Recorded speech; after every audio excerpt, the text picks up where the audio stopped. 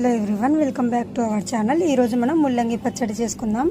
ఇప్పుడు ఒక ప్యాన్ పెట్టి ఆయిల్ వేసి ముల్లంగిని ఇలా సన్నగా తరుక్కొని వేసుకొని కొంచెం రెడ్ కలర్ వచ్చేంత వరకు ఫ్రై చేసుకోవాలి.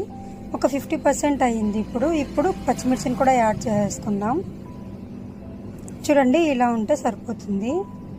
ఇప్పుడు ఒక మిక్సీ జార్ తీసుకొని అందులోకి మనం ఇప్పుడు వేయించి పెట్టుకున్నటువంటి ముల్లంగి పచ్చిమిర్చిని కూడా యాడ్ చేసుకొని అలాగే కొంచెం పల్లీలను కూడా యాడ్ చేసుకుందాం.